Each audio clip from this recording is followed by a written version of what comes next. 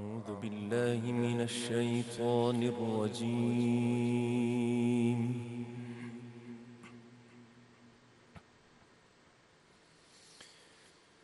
بسم الله الرحمن الرحيم.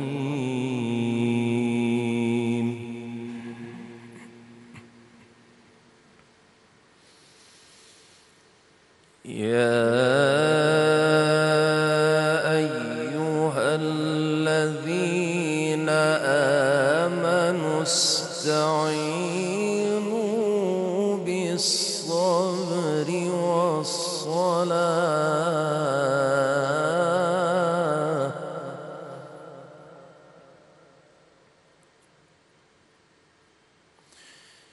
إن الله مع الصابرين.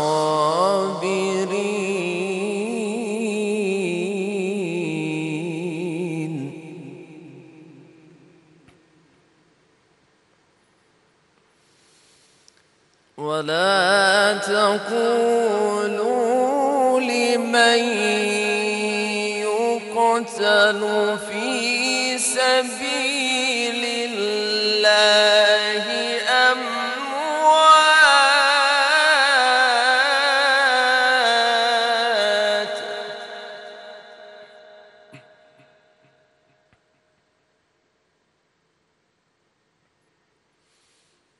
ولا تقولوا لمن يقتل في سبيل الله أموات بل أحياء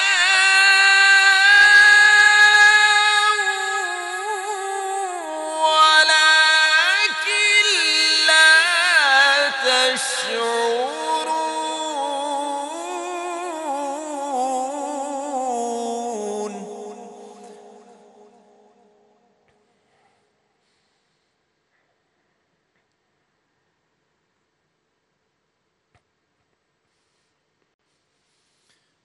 ولنبلونكم بشيء من الخوف والجوع ونقص من الأموال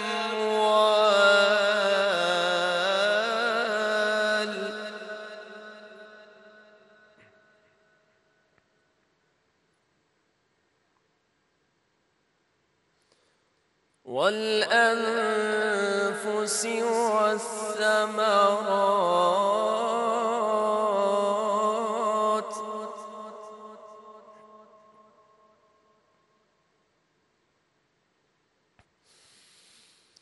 وبشر الصابرين الذين إذا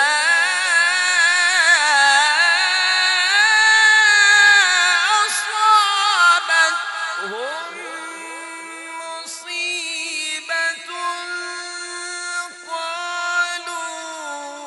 قالوا إنا لله وإنا إليه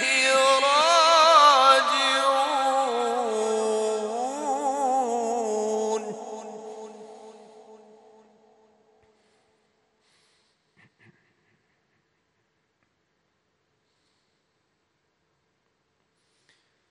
الذين إذا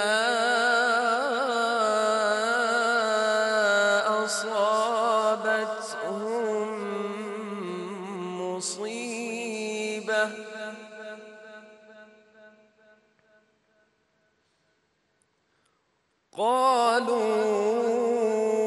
قالوا إنا لله وإنا إليه راجعون.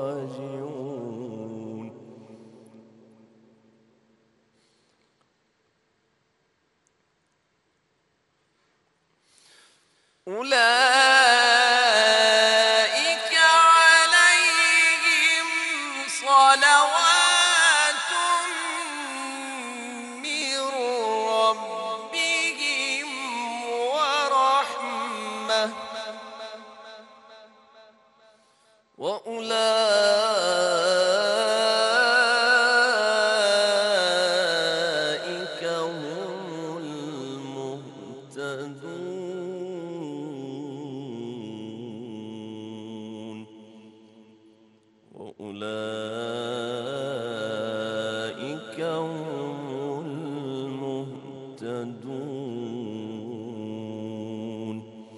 صدق الله خالقنا العظيم.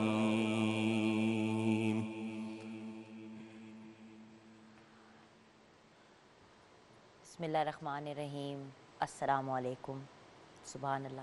بہت ہی خوبصورت رات کی. جزاک اللہ قاری اکمل الحسن کا بہت بہت شکریہ آپ کا میرے بھائی. ویورز، جیسے کہ آپ جانتے ہیں رمضان المبارک شروع ہو گیا ہے اور آج اس ماہ مبارک کا دوسرا روزہ اور سیکنڈ سحری میں ہماری ملاقات ہو رہی ہے. سب سے پہلے تو آف کورس ویلکم کرنا چاہیں گے اپنے سارے ناظرین کو، سارے ویورز کو. سوشل میڈیا کا زمانہ ہے، آن لائن بھی ہمیں ہمارے ویورز دیکھ رہے ہوتے ہیں. ہماری ٹرانسفرمیشن جو ہے وہ یوٹیوب پہ ہمارے ویریس چینلز کے یوٹیوب چینلز کے بھی اوپر لائیو ٹرانسمٹ ہو رہی ہوتی ہے. اس کے علاوہ of course City news Network کے سارے چینلز پہ آپ ہمیں دیکھ رہے ہیں. City 42، city 41، Rohi and of course channel 24 یعنی کہ 24 نیوز HD پہ. تو آپ سب کو ویلکم کرنا چاہیں گے. ویورز، کرونا وائرس نے ہر شخص کو، یہ جو کووڈ-19 ہے اس نے ہم سب کو پریشان کر دیا ہے، ایک اسٹیٹ آف ٹینشن میں ڈال دیا ہے. گورنمنٹ کی طرف سے کچھ ایسی سرٹن اقدامات جو ہیں وہ ہم تک پٹ اکراس کی گئی ہیں. لاک ڈاؤن کی صورتحال ہے.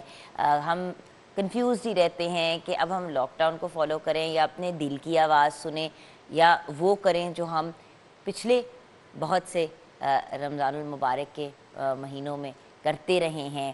ایک تھوڑی سی کچھ لوگوں کو اور کچھ لوگوں کو بہت زیادہ کنفیوژن ہے، گلے شکوے بھی ہیں، کیونکہ رمضان المبارک ہے تو ایک سیلیبریشن کا، عبادت کا مہینہ تو ہے ہی، لیکن ایک سیلیبریشن کا مہینہ ہے. اجتماعی عبادات ہوتی ہیں، فیملی فرینڈز آپس میں ملتے ہیں، خوشیاں بانٹتے ہیں. ہم اپنے ان بھائی بہنوں کی ہیلپ کرنے کی کوشش کرتے ہیں جو مستحق ہے، اور اس ہیلپ کو کرنے کا ایک طریقہ یہ بھی ہے کہ آپ اپنے گھروں کے باہر یا اپنے گھر دسترخوانوں کو وسیع کر دیتے ہیں، اور ویسے بھی دسترخوانوں کا اہتمام کرتے ہیں، ارینجمنٹس کرتے ہیں. لیکن بہت سی ایسی چیزیں کرنا آلموسٹ امپاسبل ہو گیا ہے آج کے حالات میں.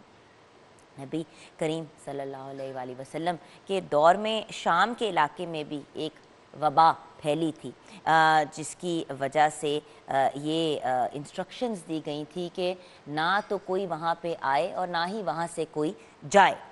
اگر اس صورتحال کو ہم آج اپلائی کرتے ہیں ویورز، تو پھر کچھ سوال بہت امپورٹنٹ ذہن میں آتے ہیں کہ کیا کرونا سے نمٹنے کے لیے حکومت نے جو اقدامات یا جو ارینجمنٹس کی ہیں یا جو باتیں ہمیں کہی ہیں وہ صحیح ہیں، کریکٹ ہیں، ان کو فالو کرنا چاہیے. کیا لاک ڈاؤن اسلام کی نظر میں وبا سے نمٹنے کے لیے بہترین حل ہے؟ یہ سوالات تو ہیں، لیکن ان کا جواب میرے جیسا نالائق اسٹوڈنٹ تو دے نہیں سکتا. ان سوالات کا جواب دینے کے لیے ہمارے پاس بہترین اور رناؤن اسکالرز ہیں. بہت بڑا ہمارے لیے آنر ہے کہ ہمیں انہوں نے جوائن کیا ہے. مولانا فہیم الحسن تھانوی ہمارے ساتھ ہیں. السلام علیکم مولانا صاحب. رمضان مبارک. بہت شکریہ. کے ساتھ ہمیں جوائن کیا ہمارے بہت ہی پیارے بھائی، family member to the city news network, علامہ Hasan Raza Baqir, also another renowned religious scholar. السلام علیکم علامہ صاحب. وعلیکم السلام ورحمۃ اللہ وبرکاتہ. اچھا ویورز، اگر آپ کال کرنا چاہتے ہیں اور ہمارے اسکالر سے کوئی سوال کرنا چاہتے ہیں تو یاد رکھیں آج کا ٹاپک ہے وبا یعنی کہ ڈیزیز. ڈیلی ہم کوئی نیا ٹاپک سامنے لے کے آئیں گے اور اس ٹاپک پہ ڈسکشن کریں گے. تو آئیڈیلی اگر آپ اس سے ریلیٹڈ ہی کال کریں تو بہترین ہوگا، لیکن اگر کوئی سوال ہے اور کوئی کنفیوژن ہے جس میں آپ کو کلیئرٹی چاہیے تو ضرور کال کریں. ہمارے دونوں اسکالرز آپ کو اس سوال کا جواب دیں گے. اگر کال کرنا ہے تو 0317242464 پہ آپ کال کر سکتے ہیں. 0317242464 پہ کال کریں اور ہماری ٹرانسمیشن، ہماری لائیو ٹرانسمیشن کا آپ حصہ بن سکتے ہیں. تو ویورز، سب سے پہلے تو آئی گیس سوال یہی بنتا ہے، مولانا صاحب آپ کی طرف آنا چاہوں گی. وبا یعنی کہ ڈیزیز سے related Islam as a religion, as a مذہب کیا کہتا ہے؟ بسم اللہ الرحمن الرحیم. نحمدہ و نصلی علی رسولہ الکریم. اما بعد، सबसे अहम बात तो आपने ख़ुद अपने इंट्रो में बयान कर दी कि रसूल करीम सल्लल्लाहु अलैहि वसल्लम ने हुक्म फरमाया कि जब वबा की जो जगह है जहाँ पे फैली हुई है, ना वहाँ से बाहर आओ और ना उस तरफ सफ़र करो। तो इसका मतलब ये है कि इस्लाम हमें एहतियात का हुक्म देता है। दूसरी चीज़ ये कि बाद हदीस में ये वाक़यात भी मिलते हैं कि मदीना मुनव्वरा में कुछ लोगों को बीमारियां हुई, तो रसूल करीम सल्लल्लाहु अलैहि वसल्लम ने उनसे बचने का हुक्म दिया और उनसे बाद दफ़े उनको मुलाकात नहीं की, दूर से मिले। और उसके बरक्स ऐसी हदीस भी हैं कि एक बीमार आया, उसको बीमारी थी, कोढ़ की बीमारी थी, तो उसको अपने पास साथ बिठा के खाना भी खिलाया। तो ये दोनों चीज़ें हमें रसूल करीम सल्लल्लाहु अलैहि वसल्लम के उसवे से मिलती हैं। लेकिन बात यह है कि जब हम अपने ज़माने में आते हैं और चूँकि मौजू हमारा ये कोविड-19 या कोरोना, ये वबा जिसके अंदर हम आजकल मुब्तला हैं, और यकीनी बात है कि हर फैमिली में ये बात सुनने को मिल रही है। मेरे बच्चों ने ख़ुद ये बात कही कि ज़िंदगी तो आगे चल पड़ेगी, यकीनी बात है कि हम कहीं ना कहीं खड़े होंगे, लेकिन आगे जाके हम ज़रूर ये कहेंगे कि एक वक्त ऐसा आया था कि हमें घरों में बिल्कुल लॉकडाउन कर दिया गया था। मैंने भी अपनी ज़िंदगी के 50 से ज़्यादा साल गुजारे हैं, कभी ऐसा नहीं हुआ कि वो इस किस्म का रमज़ान हो और इस किस्म की इबादत हों। लेकिन इसमें सबसे अहम चीज़ जो है वो ये है कि इंसान को अल्लाह ताला ने असबाब में पाबंद किया है। असबाब का मतलब ये है कि बीमारी के लिए दवा को इस्तेमाल करने का हुक्म है। बेशक, यानी अल्लाह ताला उस दवा के अंदर शिफा डाल दे, वो छोटी सी गोली है उसके अंदर शिफा आ जाए, इंजेक्शन है वो शिफा आ जाए, या एक लंबा आप कोर्स लें दवा का तो उसमें अल्लाह ताला कुछ अरसे में शिफा दे। ये हमारा अकीदा है और ये हमारा ईमान है। तो पता ये चला कि असबाब को भी इख्तियार करना है और अल्लाह पे भरोसा भी करना है। बेशक। तीसरी बात जिसकी तरफ मैं तवज्जो दिलाना चाहता हूँ कि हमारा माशरा सिर्फ़ एक मुसलमानों का नहीं, पूरी दुनिया में, मुस्लिम हो या गैर मुस्लिम हो, हमारे अंदर जो इखलाक़ी पस्ती चलती चली आ रही थी हर मामलात में, हमारे पूरी दुनिया में, हम अपने ही अगर इस मुल्क के मीडिया को ले लें तो आज से मैं अपने बचपन में अगर सोचता हूँ तो जो कुछ आज हमें नज़र आता है टीवी स्क्रीन पे, वो उस वक्त उसका कोई तसव्वुर भी नहीं था कि हम फैमिली के साथ बैठ के ये कुछ देखेंगे, लेकिन आज हम उसे बर्दाश्त करते हैं। तो ये चीज़ जब आगे बढ़ती है तो कहीं ना कहीं तो अल्लाह ताला ने इसको ब्रेक लगानी थी और इंसान को ये बताना था कि मेरी कुदरत क्या है कि जब मैंने तुम्हें बंद किया घर में तो फिर तुम खुद अपनी मर्ज़ी से बैठे हो, डर के बैठो या हुक्मन बैठो या मजबूरी में बैठो या जैसे। लेकिन असल चीज़ क्या है कि ये जो दौर है इसमें हमें अल्लाह ताला से रुजू करना है, अल्लाह ताला की तरफ जाना है, अल्लाह ताला से, क्योंकि मुसलमान का आखिरी हरबा वो अल्लाह ताला की ज़ात है। बेशक। लेकिन अल्लाह ताला की तरफ जाएंगे तो यकीनी बात है कि असबाब को इख्तियार करते हुए जाएंगे। और असबाब क्या हैं, मैं इस पे कोई फ़ैसला नहीं कर सकता। जो माहिर हैं, तिब के माहिर हैं, इस मरज़ के माहिर हैं, जो वो फ़ैसले कर रहे हैं, उनकी राय में बहरहाल वज़न है और उसको मानना चाहिए। हम ये बिल्कुल नहीं कहते कि जी लॉकडाउन की खिलाफ वर्जी की बिल्कुल नहीं करनी चाहिए। जहाँ जहाँ जो जो एहतियातें वो कह रहे हैं उस पर बिल्कुल पूरी तरह अमल करना चाहिए। तो बात यह है कि इस्लाम के अंदर वबा की सूरत में जहाँ एहतियात है वहाँ पे असबाब हैं और उसके बाद फिर अल्लाह ताला की ज़ात के ऊपर भरोसा और यकीन है, और यकीनी बात है कि मदद वहीं से आनी। बेशक। लेकिन एक बात तो मानने वाली है अलामा साहब, मैं आपकी तरफ आऊँगी ब्रेक के फ़ौरन बाद, क्योंकि ब्रेक का वक्त हो रहा है, कि व्यूअर्स इस कोविड-19 ने जेन्युइनली हमें सोच में डाल दिया है। क्योंकि एक तरफ आपको स्टेट कुछ कह रहा है, दूसरी तरफ आपका मज़हब आपको खींच रहा है। रमज़ानुल मुबारक और इज्तिमाई इबादत हमेशा हैंड इन हैंड गई हैं, और ये वो वक्त होता है, वो जो कहते हैं ना जिसको अंग्रेज़ी में we look forward to it, तो वो भी एक साथ चीज़ है। फिर डॉक्टर्स भी बात करें तो बहुत सी जगह से इंस्ट्रक्शंस आ रही हैं, कन्फ्यूजन कॉमन मैन के लिए डेफिनेटली हो जाती है, और इसी कन्फ्यूजन को दूर करने के लिए हम अपने एक्सपर्ट से भी बात करते हैं। लेकिन ऑब्वियसली रमज़ान मुबारक में हमारी प्रायोरिटी होती है कि हमारे स्कॉलर्स हमें गाइड करें। हम ब्रेक की तरफ जाएंगे, ब्रेक के बाद वापस आएंगे, आप हमारे साथ रहिएगा।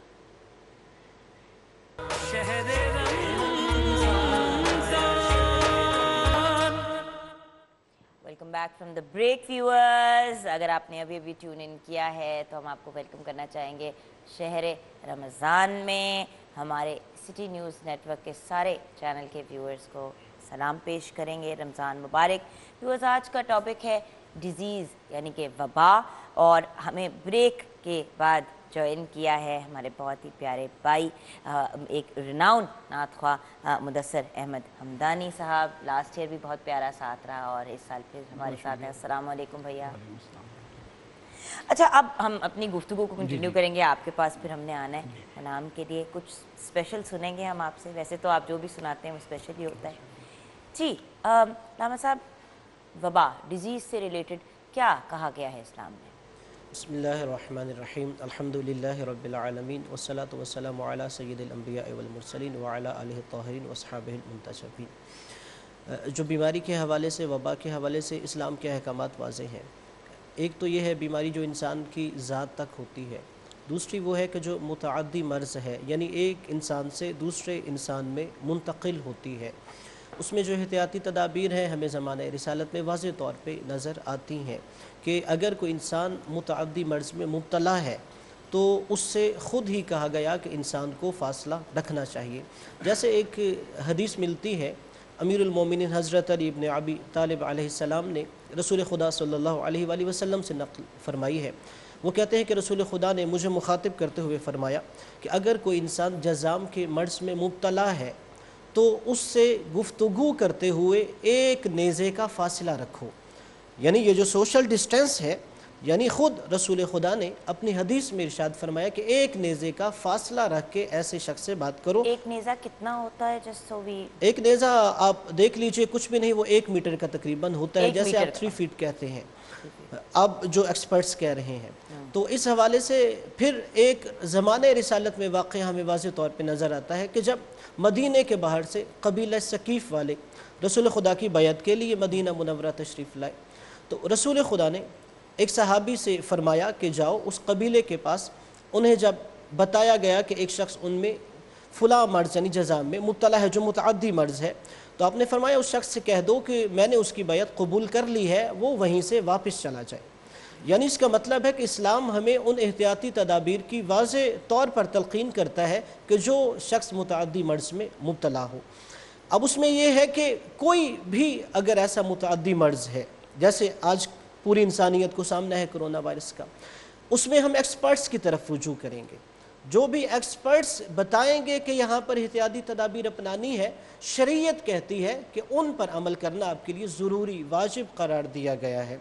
यानी ये तयन मैं नहीं करूँगा, कोई मुफ्ती नहीं करेगा कि एहतियाती तदाबीर क्या हैं, जो एक्सपर्ट्स हैं वो करेंगे, यानी जो डॉक्टर्स हैं, और जो वो कर देंगे उसके ऊपर अमल करना ज़रूरी होगा। और फिर अगर एक शख्स मुतअद्दी मर्ज़ में मुब्तला है और उससे इल्म है कि मुझे ये मर्ज़ है, इसके बावजूद वो उसकी खिलाफ वर्जी करता है और कोई दूसरा शख्स उसकी वजह से उस मर्ज़ में मुब्तला होता है, तो यहाँ पे शरीयत फ़ुक़हा जाफरिया कहते हैं कि वो शख्स उसकी बीमारी पे होने वाले अखराजात की ज़मानत देगा। और अगर उस दूसरे शख्स के बीमारी में मुब्तला होने की वजह से उसका इंतकाल हो जाता है तो वो उसके वरासा को दय्यत देने का पाबंद होगा, इसलिए कि उसने उसे उस मर्ज़ में मुब्तला किया है।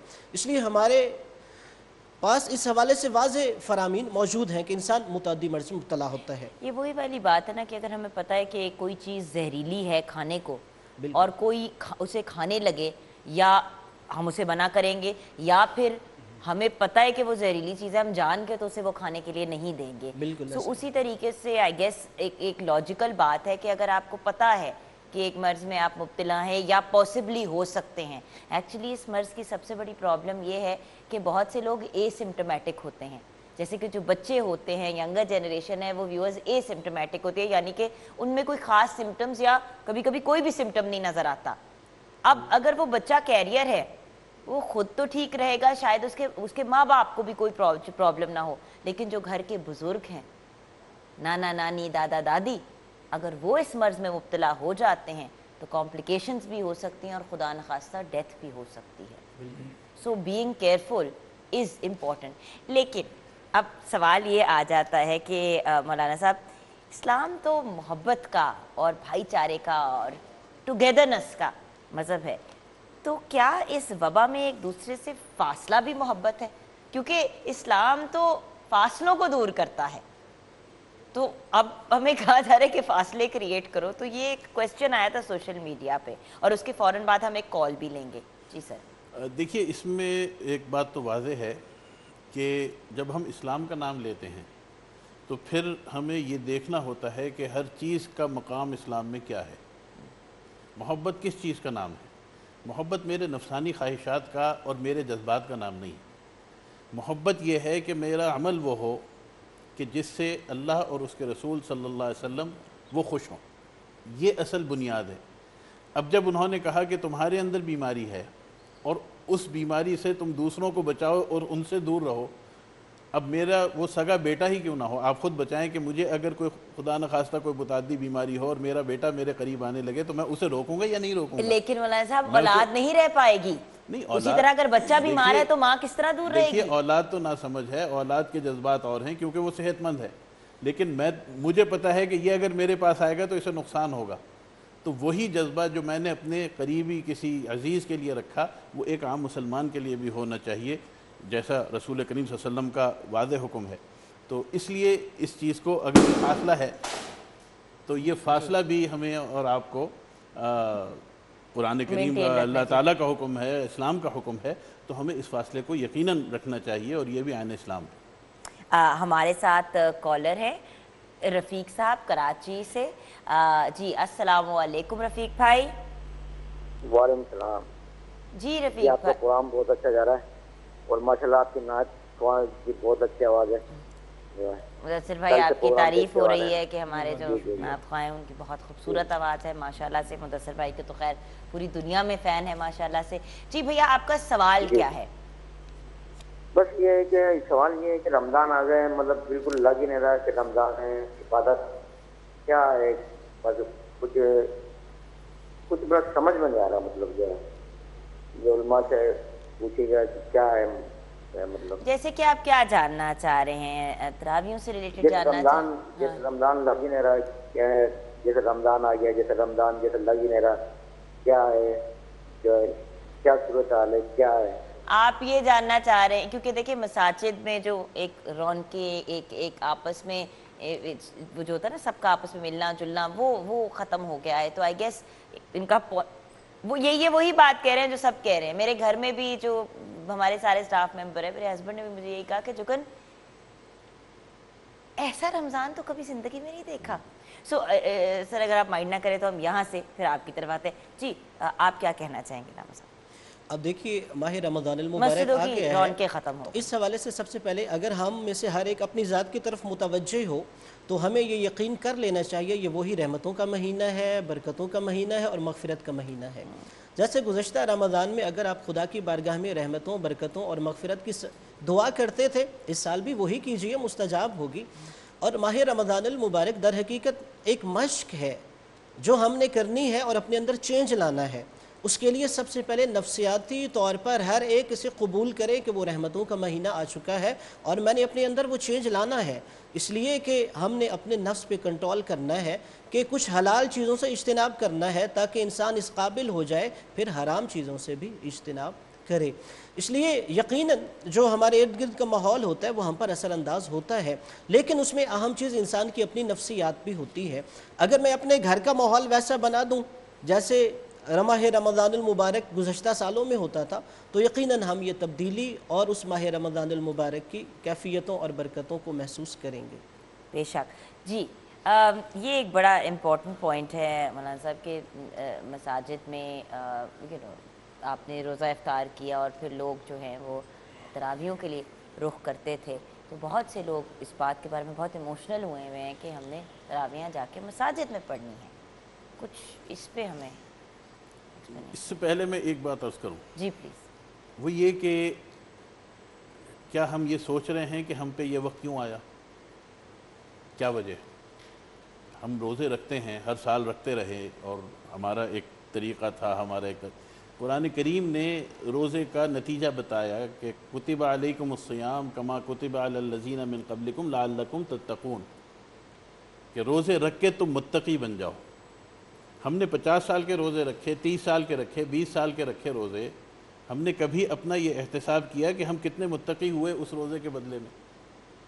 اس کا مطلب یہ ہوا کہ رمضان کے مہینے میں ہمیں جس طریقے سے اس کو گزارنا چاہیے تھا ہم اس کی حقیقت پہ نہیں گئے.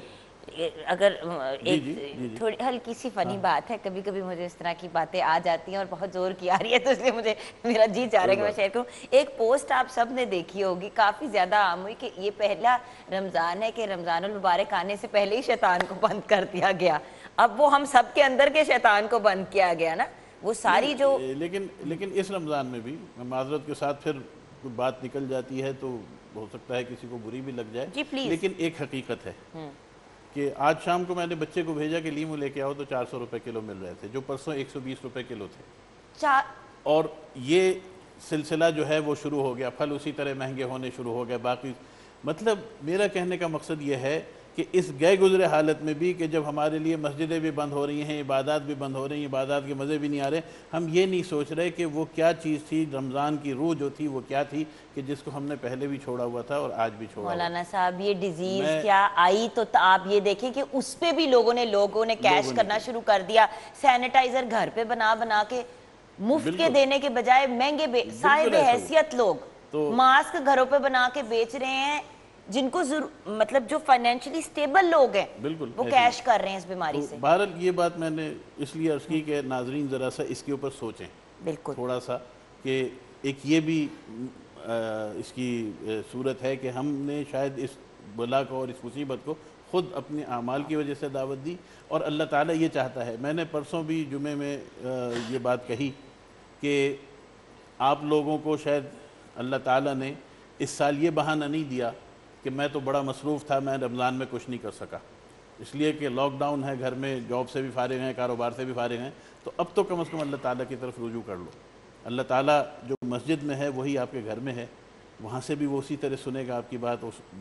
اور دوسری بات یہ کہ یہ جو لاک ڈاؤن میں جو مساجد کا مسئلہ ہوا اور اداروں کا مسئلہ ہوا، بالکل اس میں کوئی بات نہیں ہے. جب ہمارے بڑوں نے بیٹھ کے ایک فیصلہ کر دیا تو ہم اس کو بالکل پوری طرح ماننے کو تیار ہیں.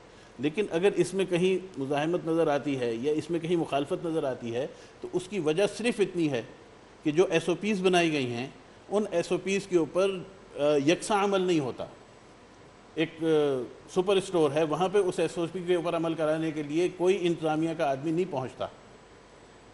کہیں یہ نہیں ہوتا کہ جی 1 گھنٹے کے لیے وہاں رش ہے، وہاں صبح سے شام تک روزانہ یومیہ رش ہے، لیکن وہ ایس او پیز کے لیے وہاں پہ کوئی انتظامیہ کا آدمی نہیں جاتا.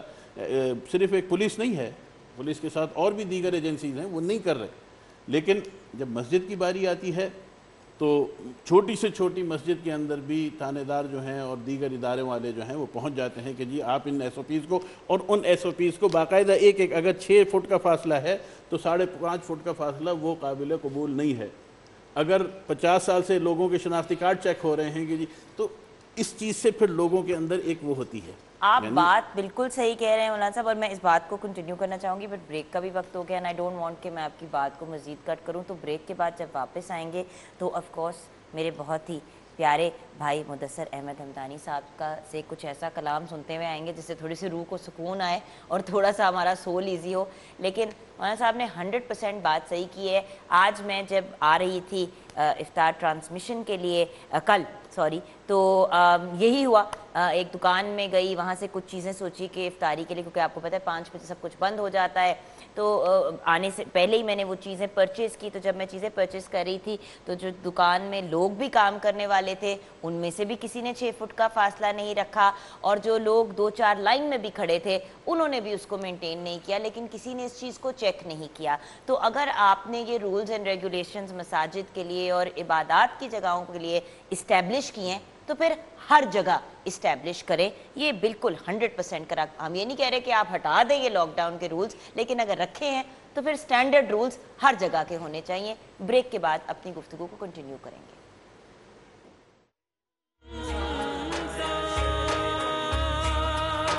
مانگتا ہوں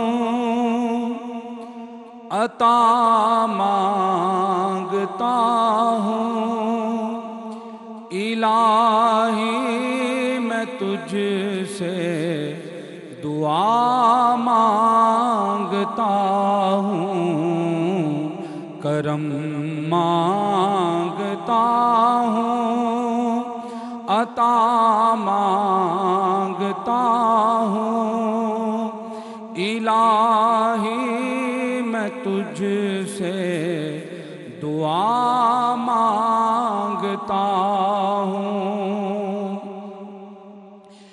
الہی ہمیشہ دو مسرور رکھنا،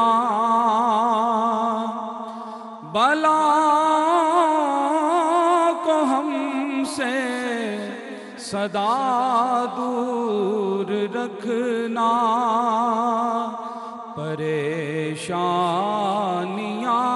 ہم کو گھیرے ہوئے ہیں، پریشانیوں سے پناہ مانگتا ہوں، کرم مانگتا ہوں، عطا مانگتا ہوں، الہی میں تجھ سے دعا مانگتا ہوں، عطا کر تو شان کریمی کا صدقہ، رحم کر دے شان رحیمی کا صدقہ، نہ مانگوں گا تجھ سے تو مانگوں گا کس سے، تیرا ہوں تجھی سے دعا مانگتا ہوں، کرم مانگتا ہوں، عطا مانگتا ہوں، الہی میں تجھ سے دعا مانگتا ہوں،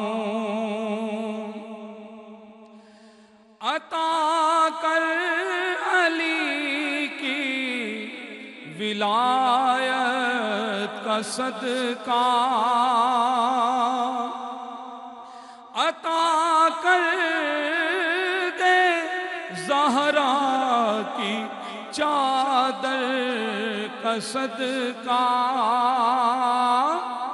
عطا کر دے زہرا کی چادر کا صدقہ،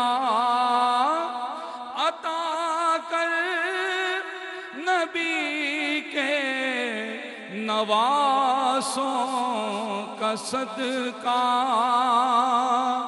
میں صدقائے خیر الورا مانگتا ہوں، میں صدقائے خیر الورا مانگتا ہوں، کرم مانگتا ہوں، عطا مانگتا ہوں، الہی میں تجھ سے دعا مانگتا ہوں، جو مفلس ہیں ان کو تو دولت عطا کر، جو کمزور ہیں ان کو قوت عطا کر،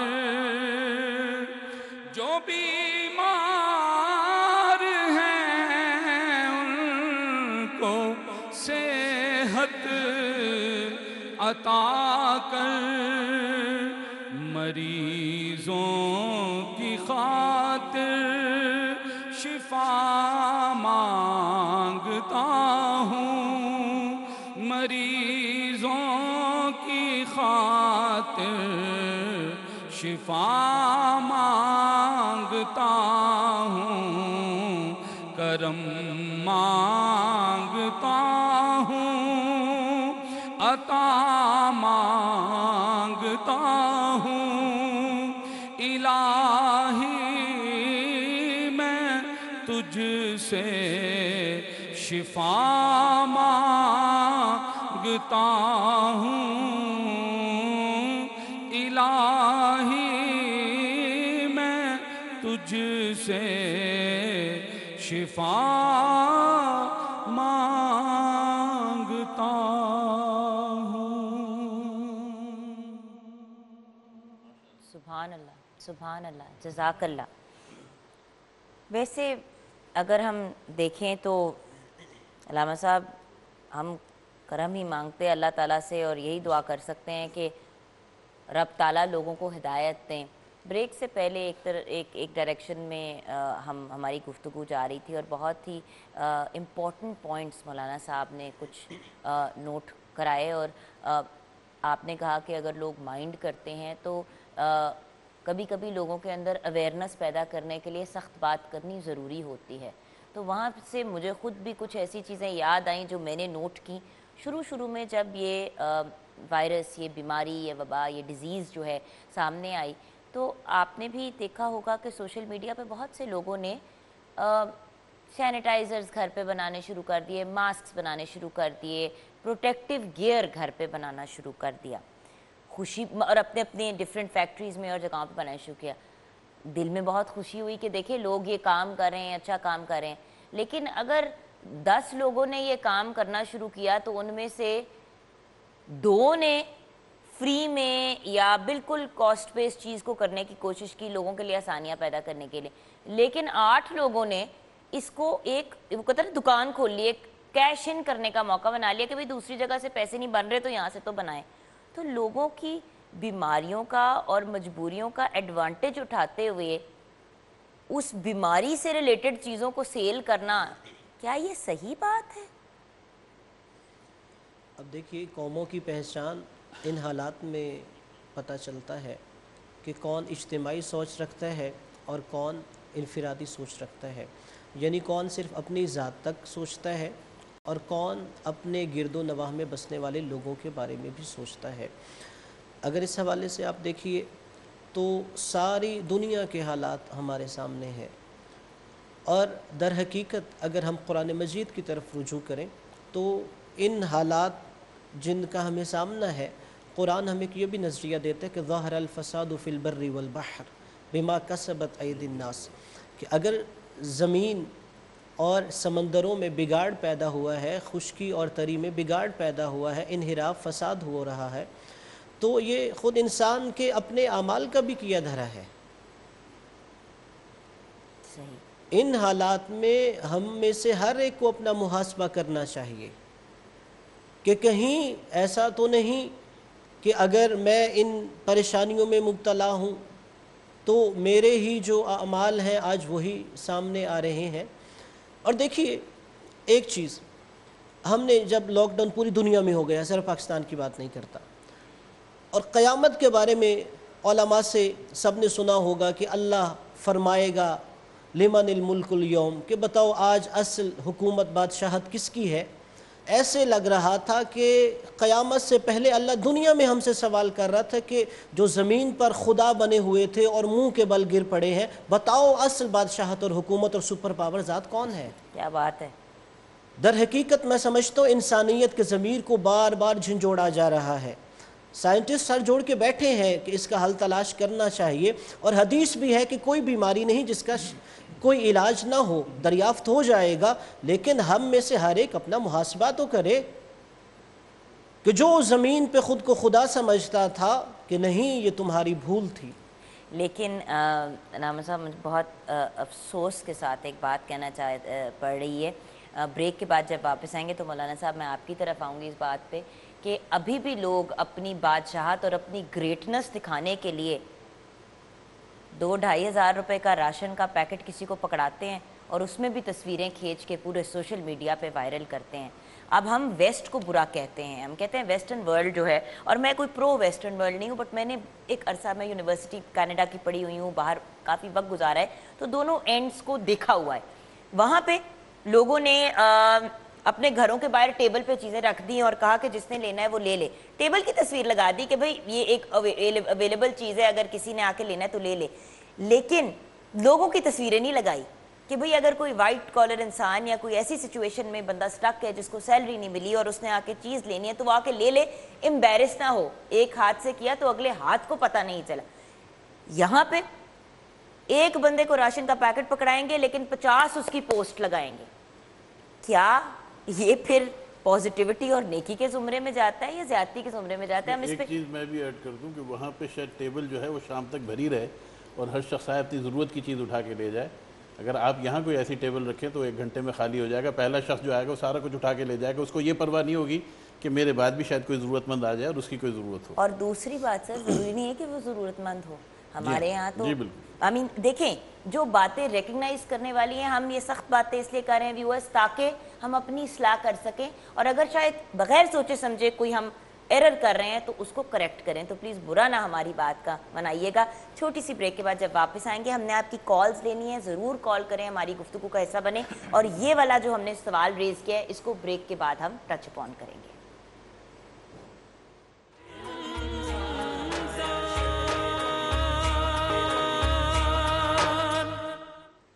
welcome back from the break viewers. ہمارے ساتھ مولانا فہیم الحسن تھانوی ہیں اینڈ ہمارے ساتھ علامہ حسن رضا باقر ہیں جو ہمیں گائیڈ کر رہے ہیں, and then of course Mudassir Ahmed Hamdani sahab ہمارے ساتھ ہیں. اب ہم اپنی گفتگو کا ذرا تھوڑا سا اور سخت ڈائریکشن میں جائیں گے. مولانا صاحب بچپن سے سنا ہے ایک ہاتھ سے کرو تو دوسرے ہاتھ کو پتہ نہیں چلنا چاہیے. اوبیسلی جس طرح یاد ہے اس طرح پٹ فارورڈ کر رہی ہوں, اور آپ دیکھ رہے ہیں کہ لوگ کتنا پبلسائز کر رہے ہیں. تو ہم نے بریک میں دونوں رخ کو ڈسکس کیا, ایک کے جو کر رہا ہوتا ہے وہ کیسے کر رہا ہوتا ہے, اور دوسرا یہ کہ جو ریسیو کر رہا ہوتا ہے اس کا بھی بیہیویئر کیا ہوتا ہے. تو کچھ اس پہ تھوڑا سا اپنا پوائنٹ آف ویو دیں گے اس بیماری کی سچویشن میں جب لوگ دوسروں کے کام آنا چاہتے ہیں. دیکھیے اس صورتحال میں جو سب سے زیادہ متاثر ہوئے ہیں وہ نہ فقیر ہوا ہے اور نہ امیر ہوا ہے. متاثر وہ درمیانہ طبقہ ہوا ہے کہ جو بیچارہ سفید پوش ہے اور جو ایک لگی بندی آمدنی میں وہ کرتا تھا. کچھ دکان بھی چھوٹی سی اگر چلا رہا ہے تو شام تک جو کمائی کرتا تھا اسی کے اوپر جا کے اس نے اپنا گھر چلانا ہوتا تھا. تو چھوٹی موٹی اگر کوئی سیونگ تھی تو وہ اس کی نکل چکی ہے اور وہ اس وقت پریشان ہے. اور اس کی صورتحال یہ ہے کہ کتنے ہی لوگ ایسے نظر آئے ہیں اور رابطے میں آئے ہیں کہ جو بیچارے اپنی زبان سے تو نہیں کہہ سکے کہ ہمیں کچھ دو, لیکن جب ان سے ملاقات ہوئی تو ان کی آنکھیں, ان کا انداز اور ان کا کچھ باتیں, کچھ جملے ان کے وہ بتا گئے کہ شاید اس شخص کو ضرورت ہے. اور جب دیا تو وہ اتنا مشکور ہوئے اور وہ شکر گزار ہوئے کہ جی آپ نے مدد. میرا عرض کرنے کا مطلب یہ ہے کہ آپ نے جس چیز کا ذکر کیا کہ دائیں ہاتھ سے دو تو بائیں کی خبر نہ ہو, یہ رسول کریم صلی اللہ علیہ وسلم کی ایک حدیث ہے. اور اس میں آپ نے ایک پورا واقعہ بیان فرمایا کہ جب اللہ تعالیٰ نے زمین کو پیدا کیا تو زمین لرز رہی تھی, کانپ رہی تھی. تو اللہ تعالیٰ نے اس کے اوپر جگہ جگہ پہاڑوں کو پیدا فرمایا اور پہاڑوں کو رکھا. جب پہاڑوں کو رکھا گیا تو اس زمین کا جو زلزلہ تھا وہ رک گیا. تو اب فرشتوں کے سوالات کچھ اللہ تعالیٰ سے ہوئے اور اللہ تعالیٰ نے ان کے جوابات دی. پہلا سوال یہ کہ یا اللہ یہ بڑی عجیب و غریب مخلوق تھی تیری, پہاڑ کے اس نے زمین کو قابو کر لیا اور زمین کا زلزلہ جو تھا رک گیا. تو کیا کوئی مخلوق ایسی بھی ہے کہ جو اس پہاڑ سے زیادہ مضبوط ہو؟ اللہ تعالیٰ نے فرمایا کہ ہاں اس سے زیادہ مضبوط لوہا ہے کہ جو پہاڑوں کو بھی ریزہ ریزہ کر دیتا ہے, پتھروں کو توڑ دیتا ہے. اب تجسس چلتا ہے آگے, پوچھا کہ یا اللہ لوہے سے زیادہ مضبوط؟ کہا آگ ہے کہ لوہے کو بھی پانی بنا دیتی ہے.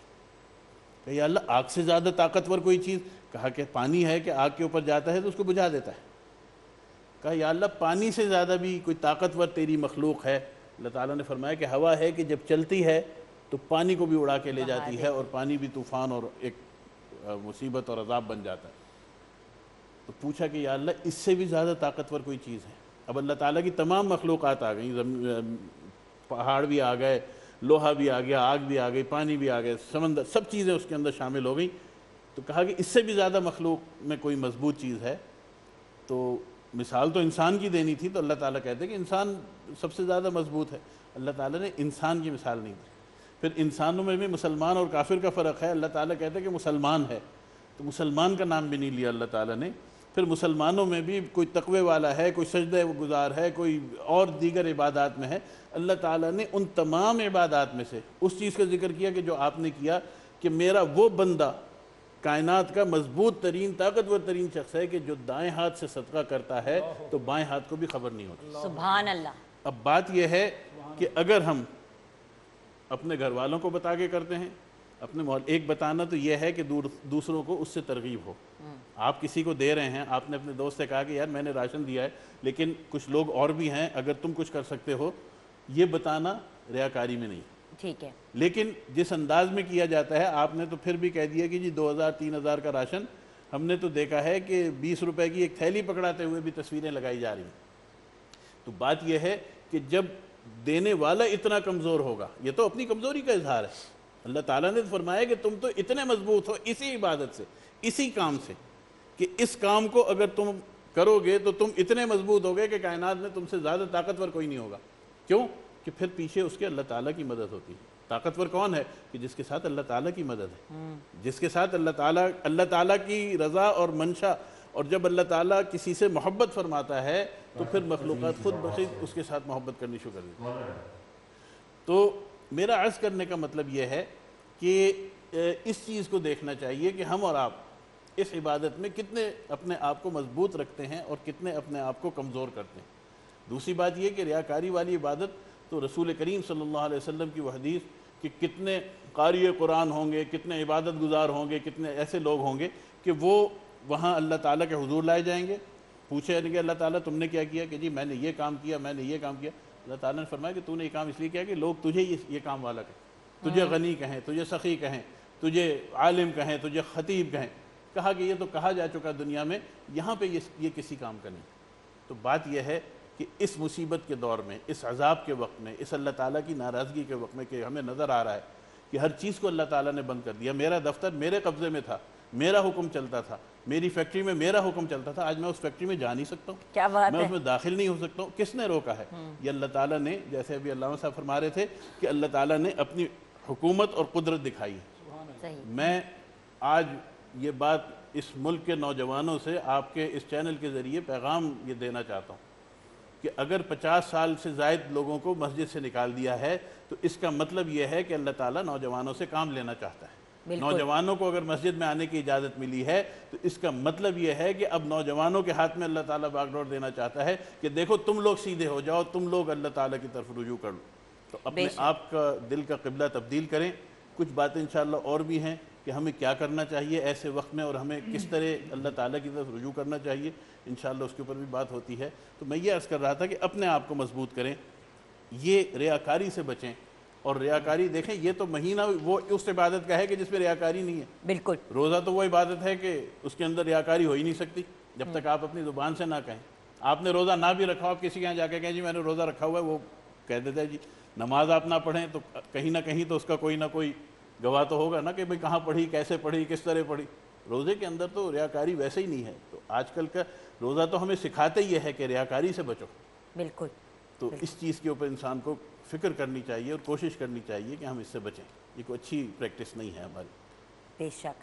اچھا علامہ صاحب، اسی بات کو آپ کی طرف لے کے چلوں گی اینڈ اس کے اندر یہ ایڈیشن کہ اللہ تعالیٰ کی طرف سے ہر پیغمبر نے بیماریوں کی تیمارداری کی بات کی ہے، محبت کی بات کی ہے. تو اس وبا میں بیماریوں کی تیمارداری بھی کیسے کی جا سکتی ہے؟ لوگ یہ بھی کر رہے ہیں کہ مطلب جو کہہ رہے ہیں کہ اگر ہاسپٹل جا کے وزٹ کر رہے ہیں، جبکہ منع کیا ہے بیماروں کو اسپیشلی جو ہے آپ نے ڈسٹنس رکھنا ہے، لیکن لوگ وہ بھی چیز کو کیش کرنا چاہتے ہیں، جا کے وہاں پہ تصویریں کھنچا رہے ہیں کہ ہم نے ہاسپٹل کا وزٹ کیا. سیلیبریٹیز بھی اس طرف جا رہے ہیں جس پہ منع کیا جا رہا ہے کہ یہ نہ کریں، اپنا بھی ایکسپوجر کر رہے ہیں، اپنی فیملی کا بھی کر رہے ہیں اور اس کا کوئی بینیفٹ نہیں ہے.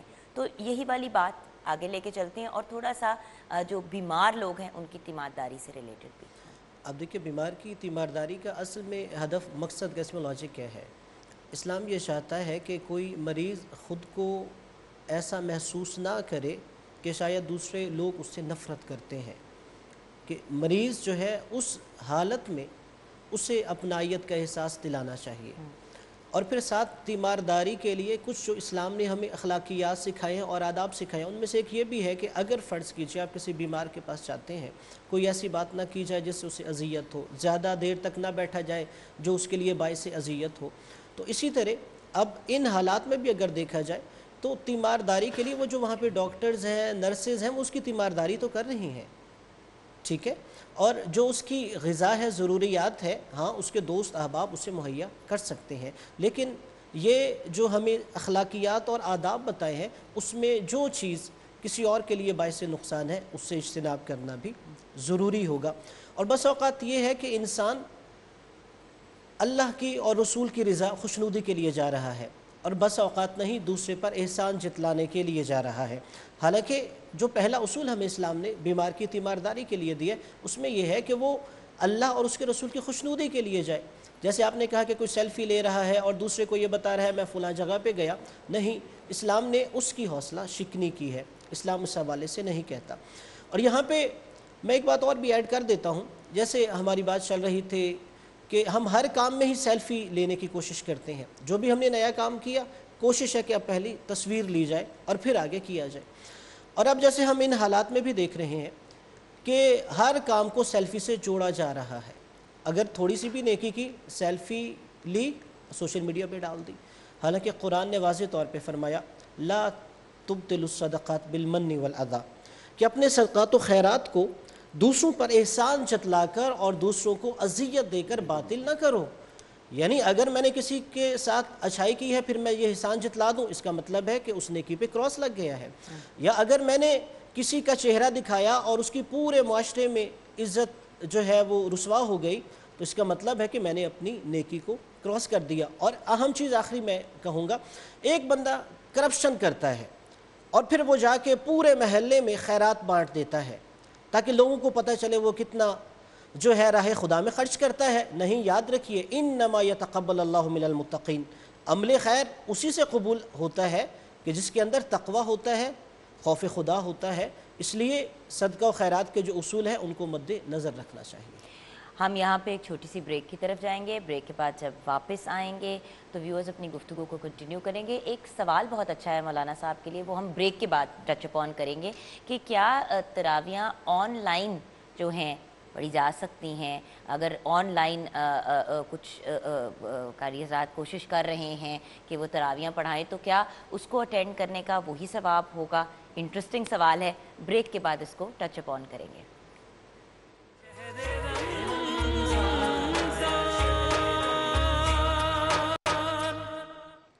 Welcome back from the break viewers. ہمیں بریک کے بعد جوائن کیا ہے بہت ہی ہماری پیاری آواز رکھنے کی مالک ہیں، بہت ہی بہترین ثنا خواں ہیں، نورینا امتیاز ہمارے ساتھ ہیں۔ السلام علیکم بیٹا۔ ابھی ہم نورینا سے کلام سنیں گے، لیکن بریک سے پہلے ایک امپورٹنٹ سوال آیا تھا، ہمارے کالر کاشف بھائی نے کال کیا تھا اور یہ پوچھا تھا کہ یہ بتائیے کہ کیا آن لائن تراویحاں پڑھی جا سکتی ہیں؟ جی اچھا، بلکہ وہ کالر ہمارے ساتھ ہیں، مولانا صاحب اگر آپ اجازت دیں تو ان کی کال ہی لیتے ہیں۔ جی السلام علیکم۔ وعلیکم السلام۔ جی کاشف بھائی، مولانا صاحب بھی ہمارے ساتھ ہیں، علامہ صاحب بھی ہیں، آپ کیا پوچھنا چاہ رہے ہیں؟ نہیں، میں یہ پوچھنا چاہوں گا کہ آن لائن تراویحاں ہم گھر میں بیٹھ کے پڑھ سکتے ہیں کہ نہیں پڑھ سکتے؟ پڑھا سکتے ہیں یا پڑھ سکتے ہیں؟ اور آن لائن تراویحاں کہ پڑھا سکتے ہیں اور پڑھ بھی سکتے ہیں، نہیں پڑھ سکتے ہیں، گھر میں بیٹھ کے پڑھ سکتے ہیں، ٹی وی آن لائن کر کے، یا کہ اپنے گھر کے پاس مسجد ہے اس کو آن لائن دیکھ کے بندہ آن لائن تراویح پڑھ سکتا ہے۔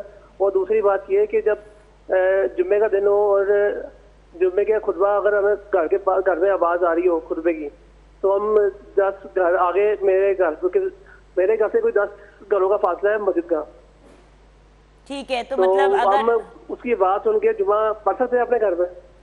بڑے اچھے سوال ہیں، ٹھیک ہے، اب آپ ٹی وی پہ جواب سنیں، بڑے انٹرسٹنگ سوال ہیں۔ جی دیکھیے، پہلی بات تو یہ ہے کہ نماز کے لیے جو شرط ہے امام کے ساتھ پڑھنے کی وہ یہ ہے کہ امام اور مقتدی وہ ایک ہی مجلس میں موجود ہوں۔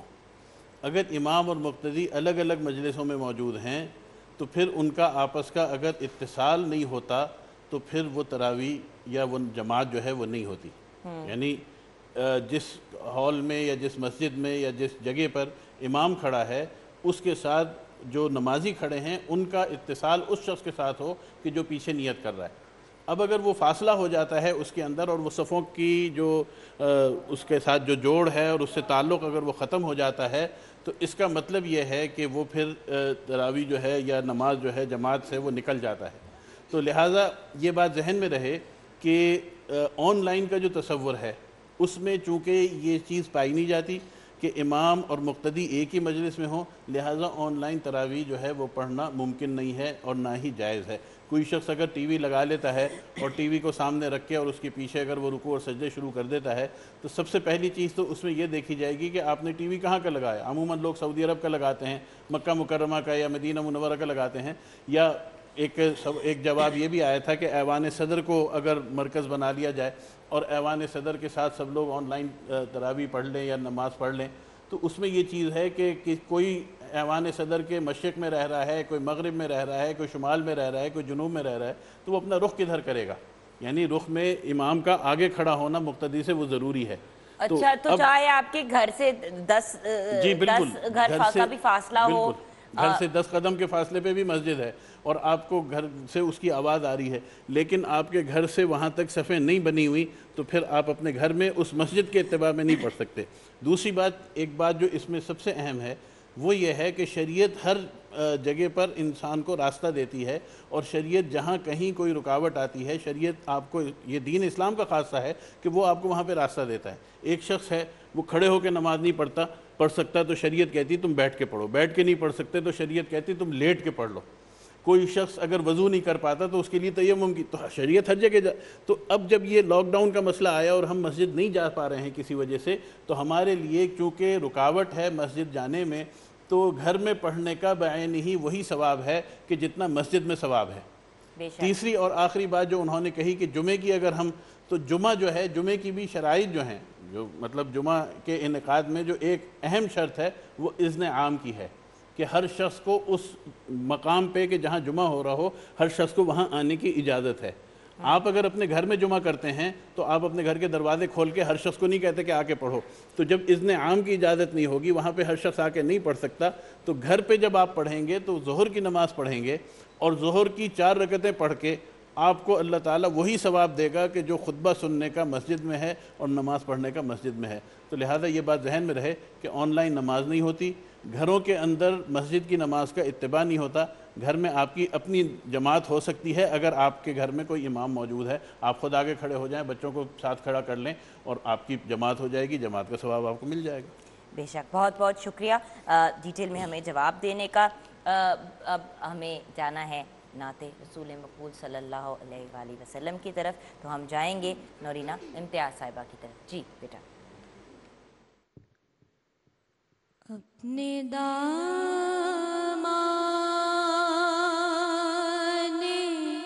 شفاعت میں چھپائے رکھنا، اپنے دامان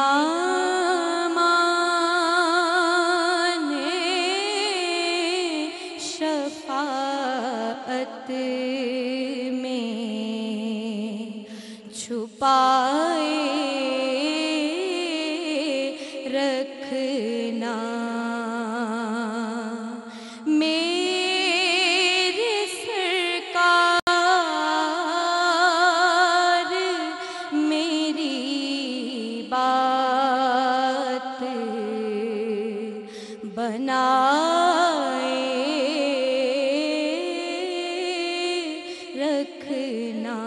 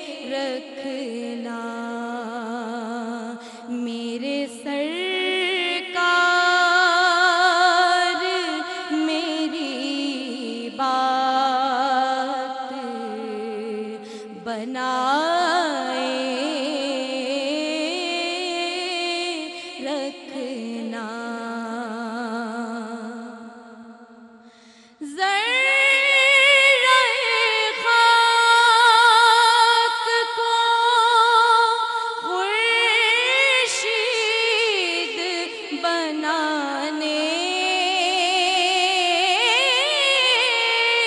والے، ذرہ خاک کو خورشید بنانے والے، خاک ہوں میں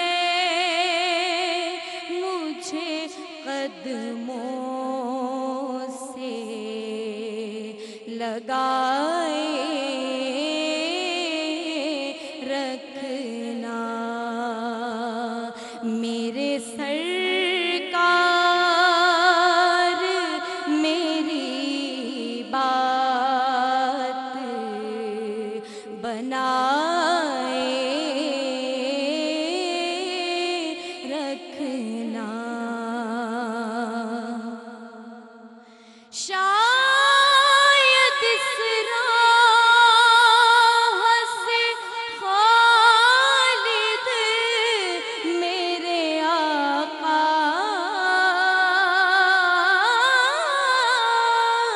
گزرے، شاید اس راہ سے خالد میرے آقا گزرے، اپنی پلکوں کو سرے راہ بچھائے رکھنا، اپنے داماد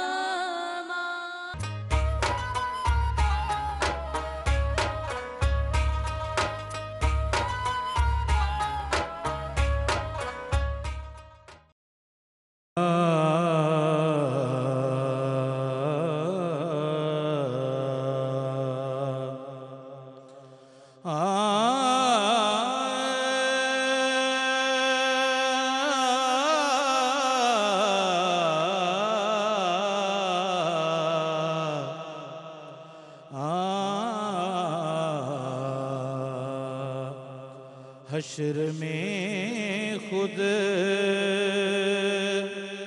کو جو دیکھوں گا بکھر جاؤں گا، حشر میں خود کو جو دیکھوں گا بکھر جاؤں گا، بکھر جاؤں گا، آپ نے گر نہ سنبھالا تو کدھر جاؤں گا، آپ نے گر نہ سنبھالا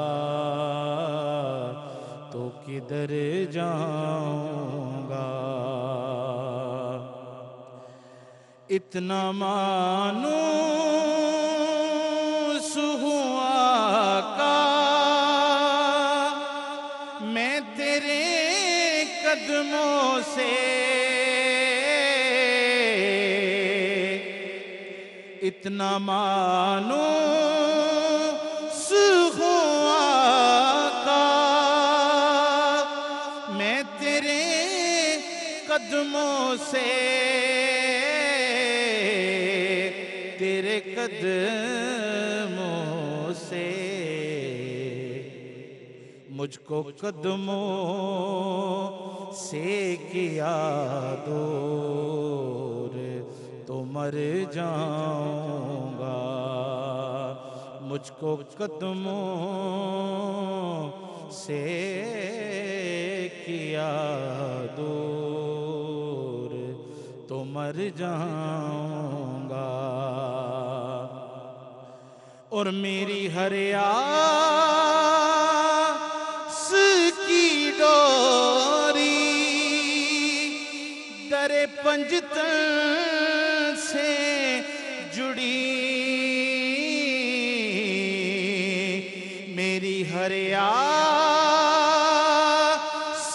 کی ڈوری در پنجتن سے جڑی،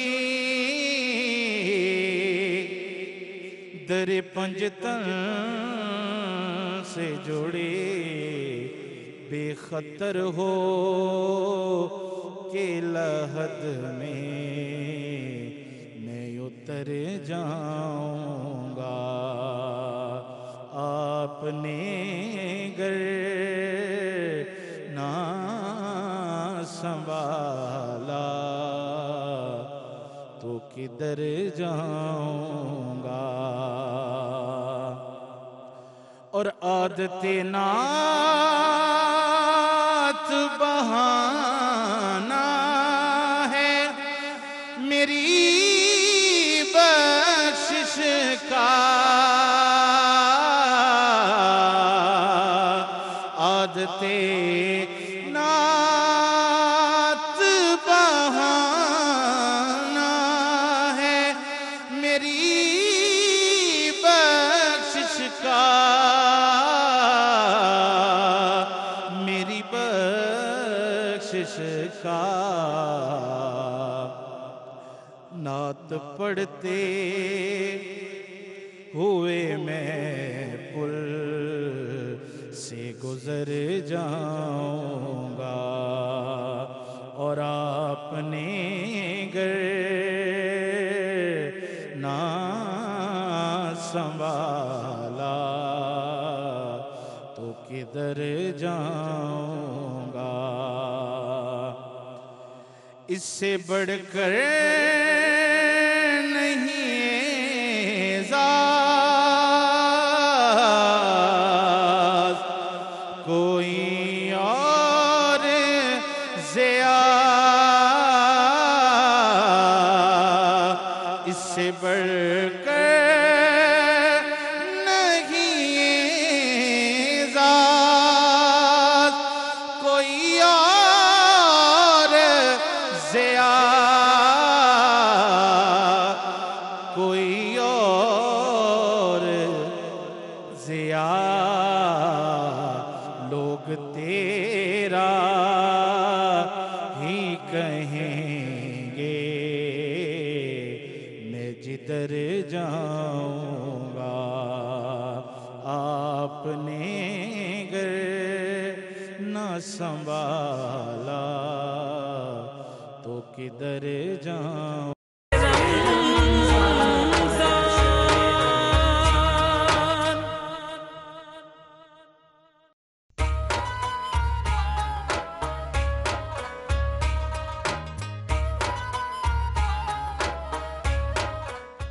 فقہ جعفریہ کے مطابق لاہور اور اس کے مضافات میں انتہائے سحر کا وقت ہوا چاہتا ہے۔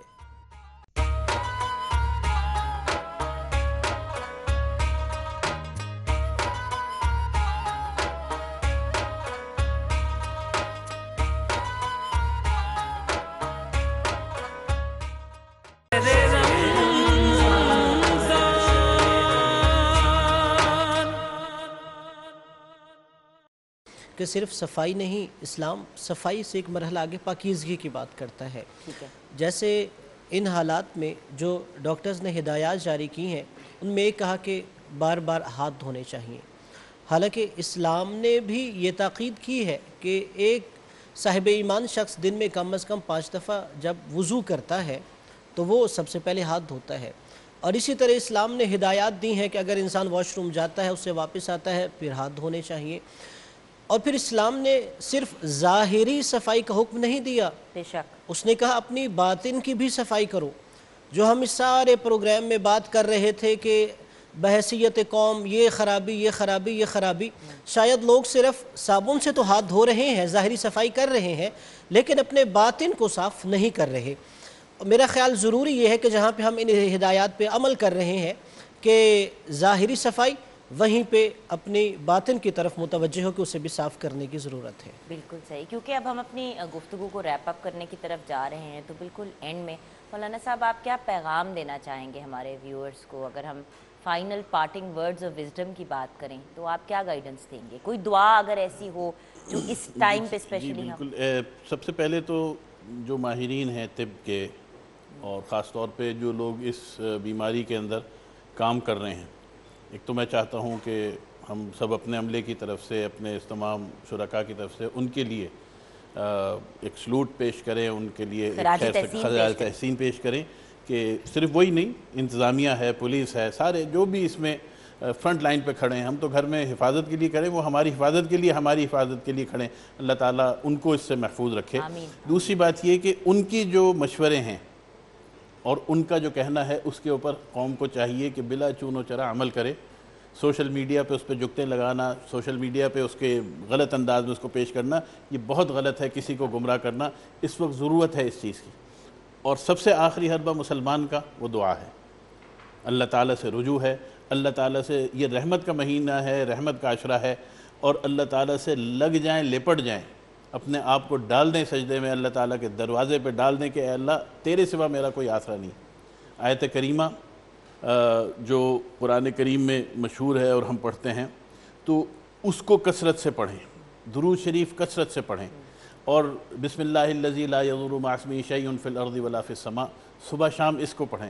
آیت الکرسی پڑھیں. اور بھی بہت سے اعمال ایسے ہیں، بہت سی چیزیں ایسی ہیں، لیکن یہ وہ چیزیں ہیں کہ ان کو اپنے معمولات میں شامل کریں.